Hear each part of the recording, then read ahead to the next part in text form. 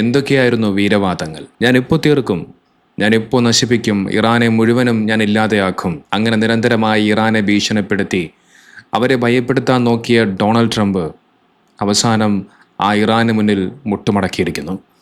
ഇറാന് മുന്നിൽ തോറ്റു തുന്നം പാടിയിരിക്കുന്നു. ഈ കാലയളവ് വരെ ലോക പോലീസ് എന്ന് അഹങ്കരിച്ചിരുന്ന ആ അമേരിക്ക എന്ന് പറയുന്ന രാജ്യം ഡൊണാൾഡ് ട്രംപ് കാരണത്താൽ ലോകത്തിന് മുന്നിൽ തലകുനിക്കുകയാണ്. നോക്കൂ, തുടക്കത്തിൽ ഇസ്രായേലും ഇറാനും തമ്മിലായിരുന്നു ഒരു പോരാട്ടമുണ്ടാകുന്നത്.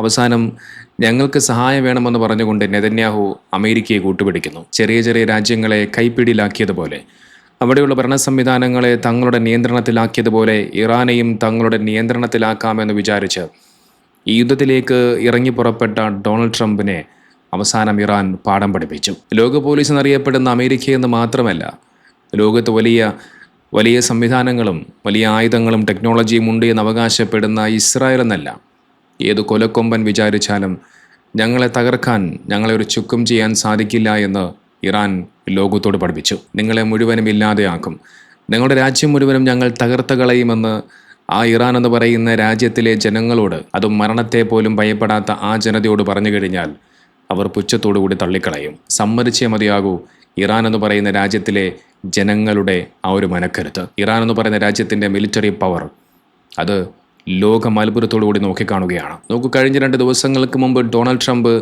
ഇറാനെ ഭയപ്പെടുത്താൻ നോക്കി.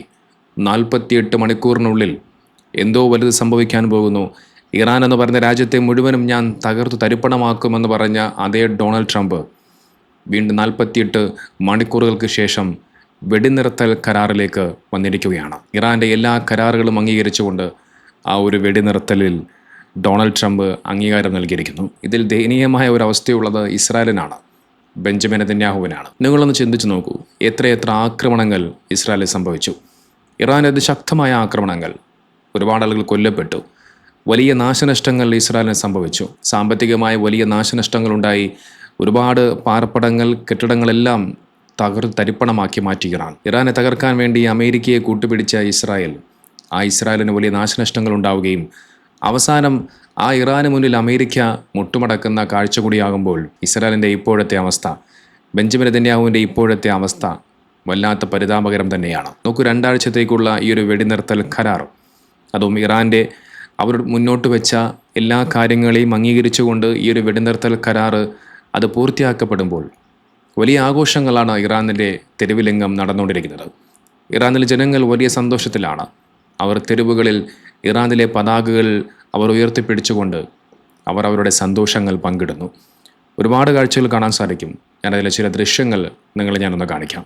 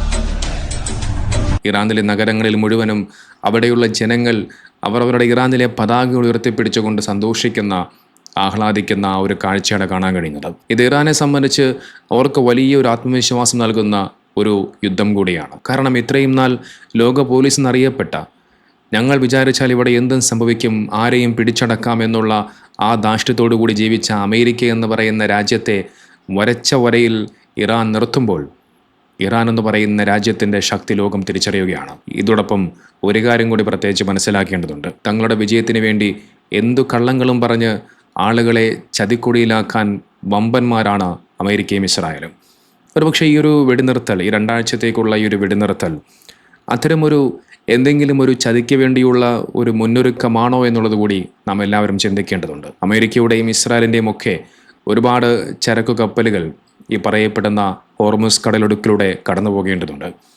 അത്തരത്തിൽ ഈ ഒരു 2 ആഴ്ചത്തേക്കുള്ള ഈ ഒരു വെടിനിർത്തലിൻ്റെ ഭാഗമായി ഈ ഒരു ഹോർമുസ് കടലൊടുക്ക് തുറക്കാം എന്നുള്ള ആ ഒരു സംവിധാനത്തിലേക്ക്, അല്ലെങ്കിൽ അത്തരമൊരു കാര്യത്തിലേക്ക് ഇറാൻ മുന്നോട്ട് വരുന്ന സമയത്ത് അമേരിക്കയ്ക്കും ഇസ്രായേലിനും കിട്ടേണ്ടത് കിട്ടിക്കഴിഞ്ഞാൽ പിന്നെ അവരുടെ തനി സ്വഭാവം പുറത്തു വരിക തന്നെ ചെയ്യും. അമേരിക്കയ്ക്കും ഇസ്രായേലിനെ സംബന്ധിച്ച് അവരുടെ ആവശ്യങ്ങൾ തൽക്കാലം നേടിയെടുക്കുക എന്നുള്ളത് മാത്രമായിരിക്കാം ഈ ഒരു 2 ആഴ്ചത്തേക്കുള്ള ഈ ഒരു വെടിനിർത്തൽ കരാർ. അമേരിക്കയുടെയും ഇസ്രായേലിൻ്റെയും മുൻകാല ചരിത്രങ്ങൾ പരിശോധിച്ചാൽ വ്യക്തമായി മനസ്സിലാക്കാൻ സാധിക്കും. പറഞ്ഞ വാക്ക് പാലിക്കാതെ ചതിയിൽപ്പെടുത്തുന്നവന്മാരാണ് എന്നുള്ളത് പ്രത്യേകിച്ച് മനസ്സിലാക്കേണ്ടതുണ്ട്. നമുക്കറിയാം, ഗസയിൽ പലപ്പോഴായി ഇത്തരത്തിലുള്ള വെടിനിർത്തൽ കരാർ കൊണ്ടുവന്നിട്ടുണ്ട്. പക്ഷേ ആ വെടിനിർത്തൽ കരാറിനെയെല്ലാം ലംഘിച്ചുകൊണ്ട് അവിടെയുള്ള ജനങ്ങളെയെല്ലാം കൊന്നൊടുക്കിയ വ്യക്തിയാണ് ബെഞ്ചമിൻ നെതന്യാഹു. ആ നെതന്യാഹുവിനെ കൂട്ടുപിടിച്ചുകൊണ്ട് ഇറാനെ ആക്രമിക്കുന്ന ഡൊണാൾഡ് ട്രംപിനെയും സൂക്ഷിച്ചേ മതിയാകൂ. ഏതായാലും ഈ ഒരു വെടിനിർത്തൽ കരാർ അത് ഇറാനെ സംബന്ധിച്ച് അവർക്ക് വലിയ വിജയമാണ്.